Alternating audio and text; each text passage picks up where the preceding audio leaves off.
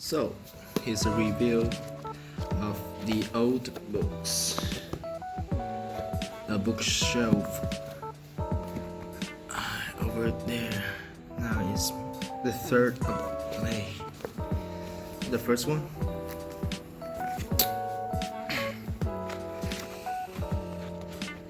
See. And my notes of what I have retrieved from the book.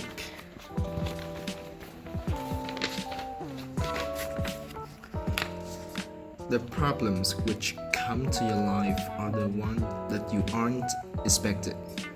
Every now and then, we take our loved one for granted until they're not with us anymore. Then we'll be in the hope of a second chance to treat them what they deserve. Don't let this happen. As struggling time, we will grow stronger. Hard time comes with opportunity. Being lost is a part of finding the right path. Sometimes you need to be lost before developing a vision on what you're doing and going. And on page 14,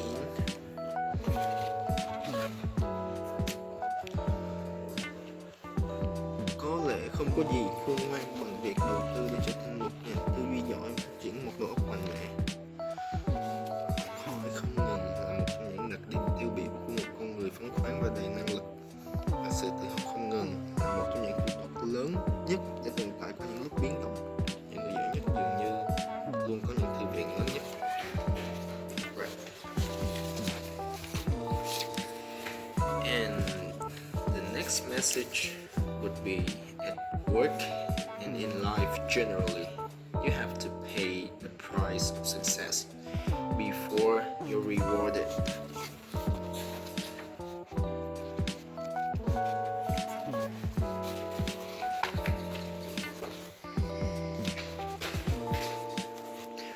Only normal people stop because they think they try their best.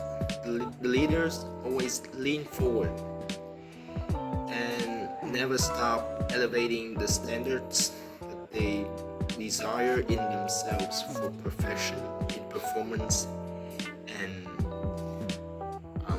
speed in every activity. Don't live up to social expectation. Live for your life. Do what you truly want.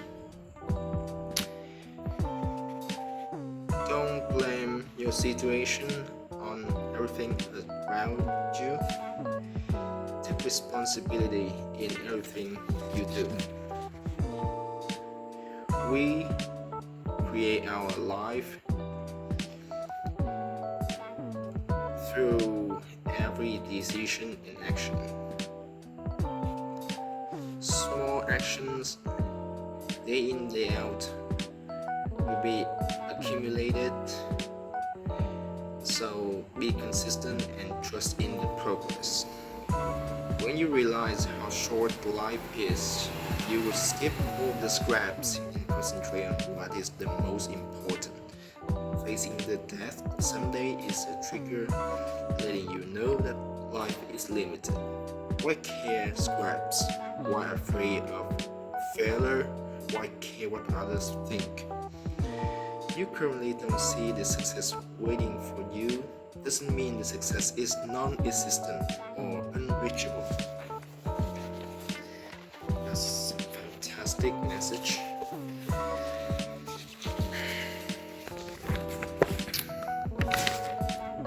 Speak with honesty or candor.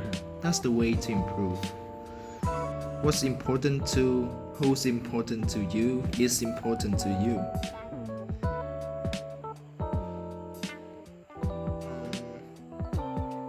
Leaders don't talk shit, criticize, complain, judge. Their words are always encouraging and supportive, positive. Prioritize one thing and focus on it. When you fall down 7 times, you rise up 8 times, like the Japanese. The quality of the relationships in the company decides the quality of that company. You must be a leader of yourself before be that of others. So that's all the notes on the book. Next, Success Habits of Millionaires. I don't think this is a good book, but anyway, just reviewing. These notes were written like 5 years ago during the COVID-19 pandemic. Okay? At the time, these are all the books I got on my bookshelf. I've got The Adventure of Tom Sawyer, Harry Potter, The Alchemist, and all the English books. These are all the self-help books that I summarize on these paper notes. So let's go.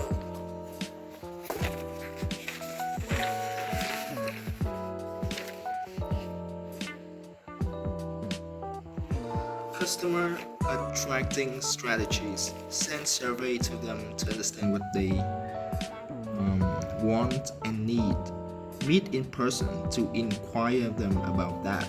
Celebrate to motivate them to participate. Surveys. Understand their demand and tendency via websites, social media.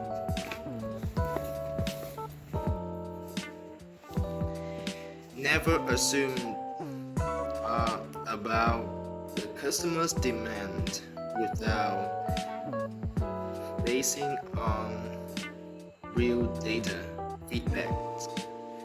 Never hypothesize about customers' demand, not depending on scrutinizing the feedback or data analysis. Right? Look at the server, and order is a polite expression. Positivity and negativity level would never be the same throughout your life. Sometimes this one would trump the other one.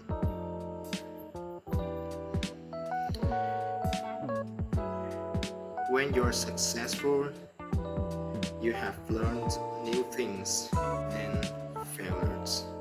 But when you're failed, you have learned new things. Right? That's from me 5 years ago. Don't question what happens to me. Okay, learn from the failures and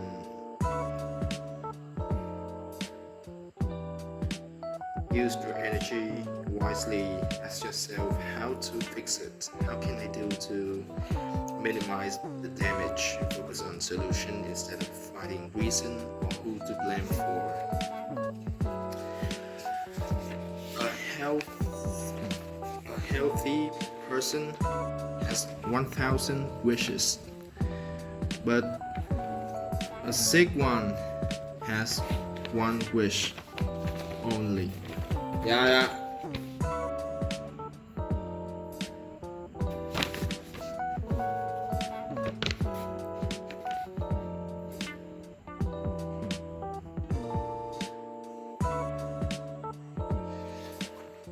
Trust in yourself, your vision, and you're always trying to dedicate in every work instead of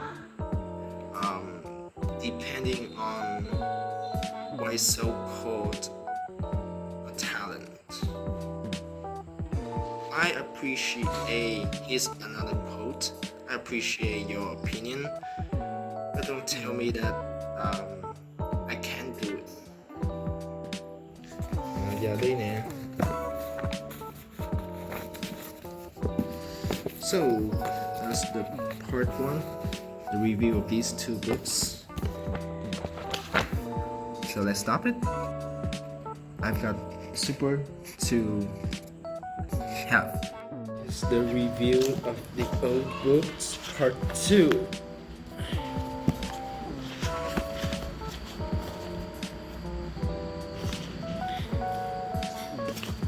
Books about leading leader.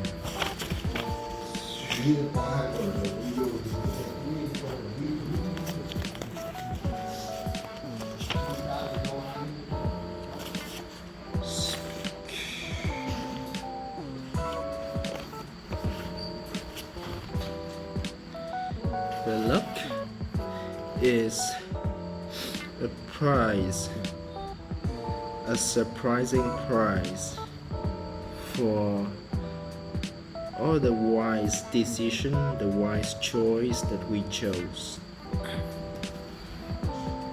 Dream big, but start small.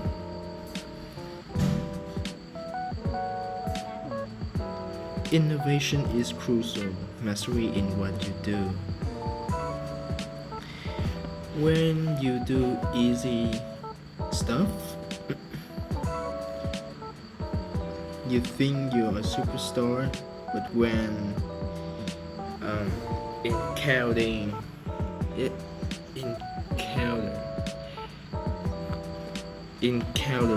the challenges, the weakness will be revealed. Problems can come when you're under pressure. Your skills would be challenged. And that's an opportunity for you to see what you need to improve to perform best. When you reach the limits, they will expand themselves. The lucky do not stumble upon luck. They do create luck. And we do that by embracing risk and grasping opportunities. You can choose to be affected by changes or to control changes and win them, or to make changes. Okay.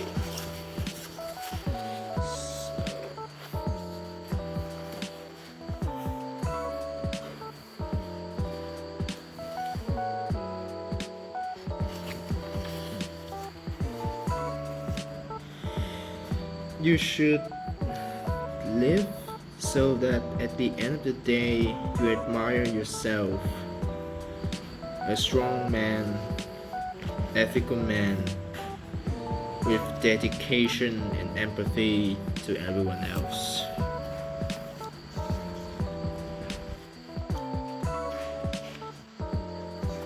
All the good things that you have done will still exist for a long time after you pass away. And your life that you have lived will become a model for all the possibilities.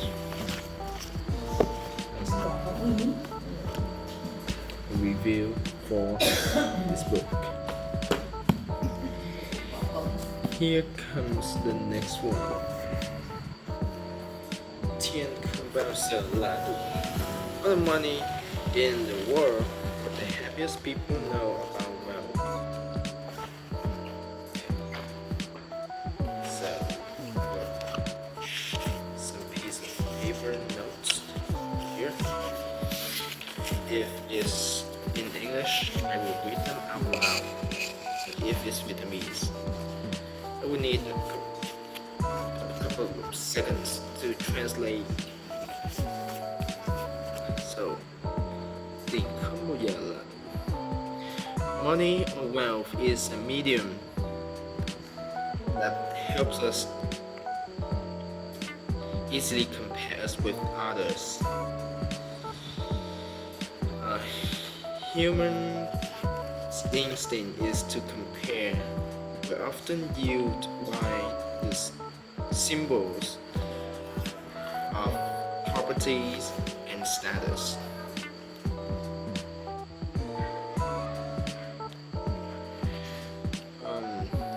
We are unsatisfied about material society. And seemingly, this society includes everyone except us.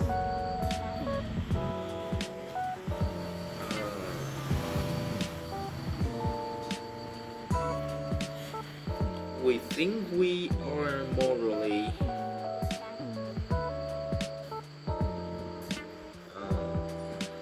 we think we are morally than the rich on the media platforms who do this or do that to be rich. Okay.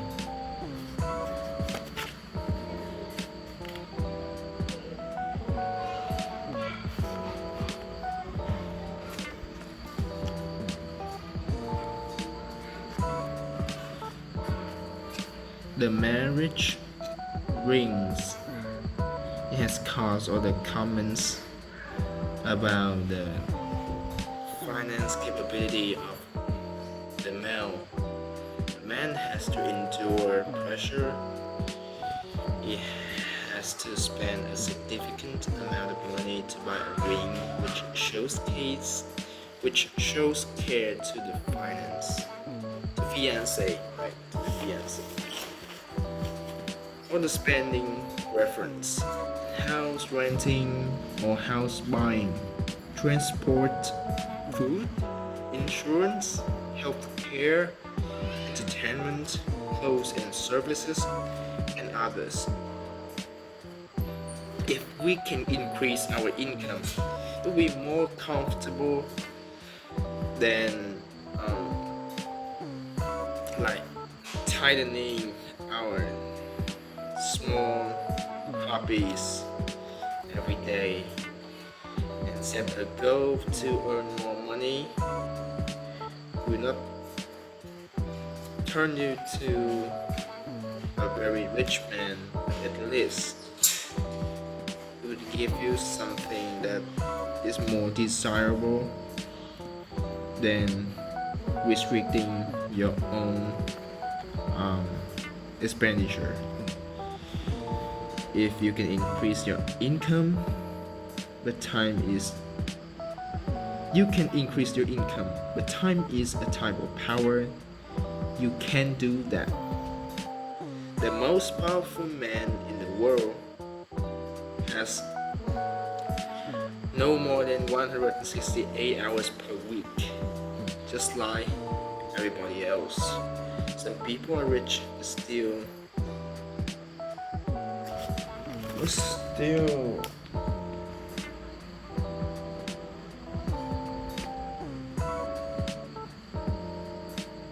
miserable, right? Some people are rich but still miserable. However, in a world that has up to 7 billion people, we can find anything. Right.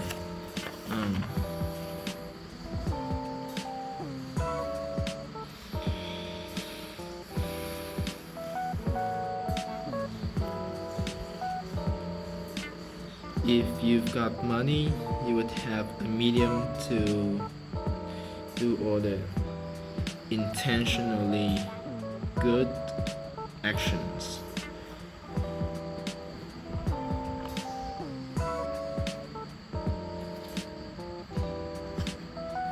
So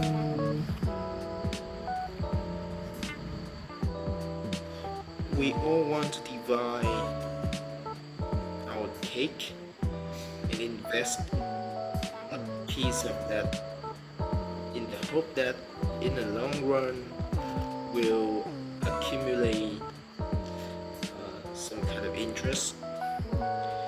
And we say that there's no way to make that cake bigger. If you want to rest for about 2 months before finding a new job, let's calculate what you need to have inside your bank account to cover the fees, the bills during that time. Even though income has a correlation with happiness, more income does not mean that happier human. Like happier, being happier, right? We choose favorite job even with low salary, and it brings about the benefits. My mom just turns on the lights, even though it's beneficial mentally, it makes us happy anyway, right?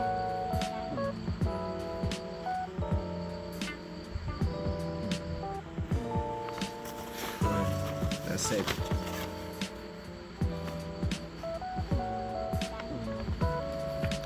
We tend to spend on the things that are easy to be exposed rather than those that do not help we show off our status. A stable income would spend more and encourage demand, and it introduce employment opportunity for other people. Some studies have shown that overspending and occasional spending doesn't contribute significantly to happiness.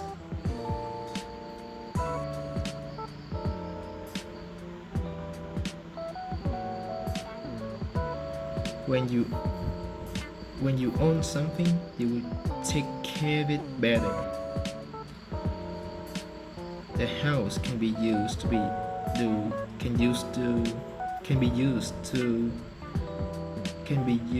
as a mortgage when you want to borrow money. It's a way to gain property as well. So that's why the USA government introduces other policies, very generous policies to the people that have their own houses. Happiness is a war with adaptation. You adapt to the situation, the circumstance, and you feel no longer happy like before.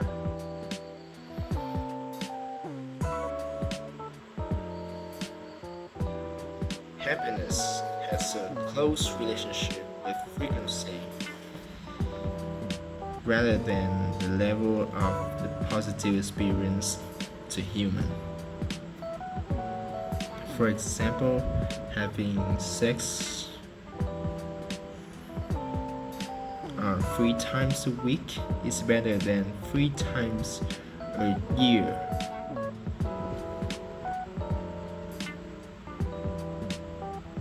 The diversity from fascinating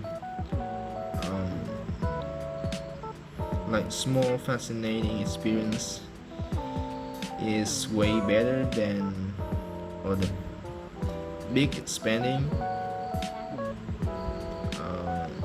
occasionally. Alright, I got it.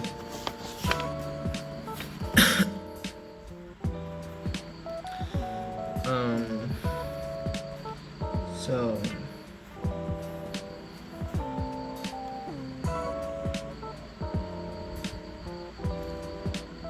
She was in confirmation bias on page 219. I noted that on this piece of paper.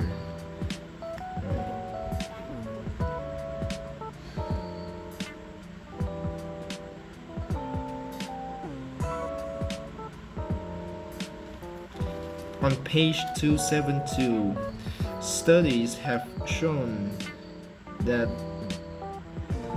personal spending is not related to happiness. Meanwhile, social purpose spending makes them happier, much happier. It's so suspicious. It can be a fake study built from confirmation bias. Yeah, I've got a critical thinking while reading these books years ago.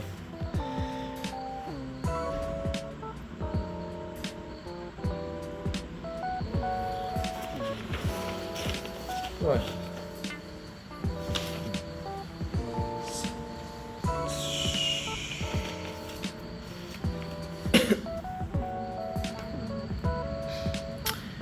Money is a medium to exchange, and we use it to get us satisfied with our demands and desires. If money doesn't buy happiness, maybe we're using it improperly. Okay? That's it. That's all about it. Recount this book.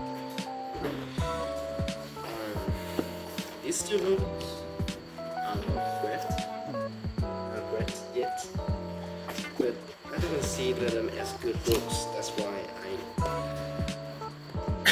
bring them here back to the hometown, because it was my brother who bought these books. The ones I bought are still in my room in the city.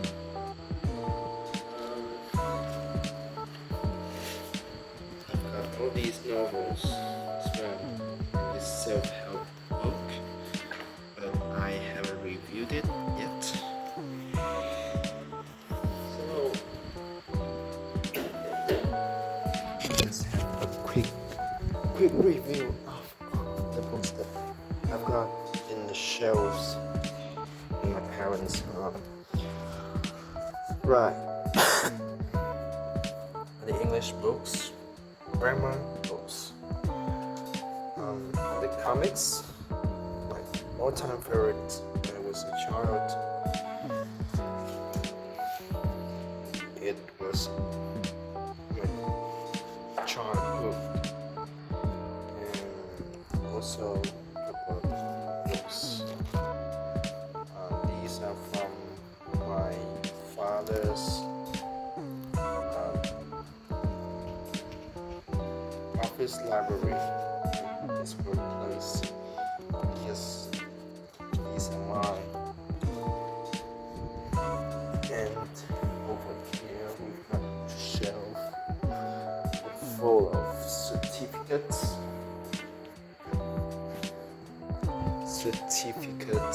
and graduation photo. These are business-related books. Business books. Cambridge IELTS 123. My Three Kingdoms, my all-time favorite novel, is an Asian novel. And The Pathways, which I have photocopy from. I copy all the good content materials inside those two books already. And 600 essential words for the IELTS. A set of flashcards that my best friend gave me as a present when I was 18. So for this compile books, IELTS books, and notes books. And not bringing back to Saigon. I will leave them here, and every time I come back to my hometown, I will read them. I will reread these books. So that's it for the book review, episode 2. It's late, almost 10 p.m. now. Yep, it's the 3rd of May. And we've got a drink, a beverage.